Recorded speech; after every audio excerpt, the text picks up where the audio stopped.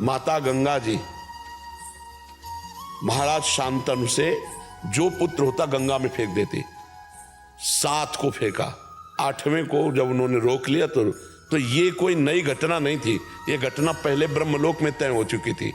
जब अष्टवसु को वशिष्ठ जी ने साथ, वो बड़ी कथाएं हैं, उन कथाओं का, वशिष्ठ जी के पास एक नंदिनी नाम की गाय है जो सर्व सुख प्रदान करती है। मतलब जो आप चाहो, जैसे कल्पतरु तैसे वो कामधेनु, जो चाहो आप वो दे दे और उसका दूध पीने वाला अमर हो जाता है। तो 8 वसु जा रहे थे, उनकी पत्नी एक के साथ थी, तो उन्होंने कहा ये बहुत सुंदर गाय, बोले तो कामधेनु गाय है।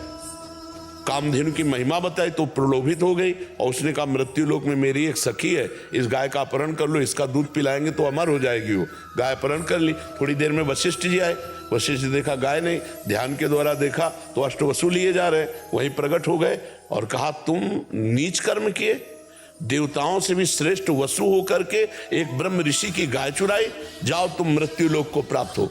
तो 7 चरणों में गिर गए।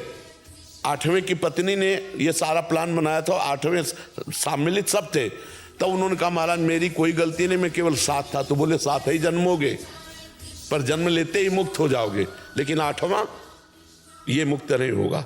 तो उनका प्रभु वसु से हमको मनुष्य लोक में जन्म लेने का शाप दिलाया इसने, तो मुझे मृत्यु लोक में स्त्री प्राप्त ना हो। तो उनका एवं मस्त ऐसा ही हो।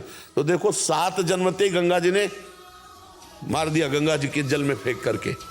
और 8वें भीष्म पितामह, और कहा था कि मुझे पत्नी न मिले तो आजीवन ब्रह्मचारी। सब विधान भगवान का पहले से होता है, हम लोगों के कर्मों का जाल बिछा हुआ है। इस कर्म जाल को अगर काटना है तो भगवान का स्मरण करते हुए इतना महान हम भजन करें कि हमारे सारे कर्म विध्वंस हो जाएं और भगवत प्राप्त हो जाए।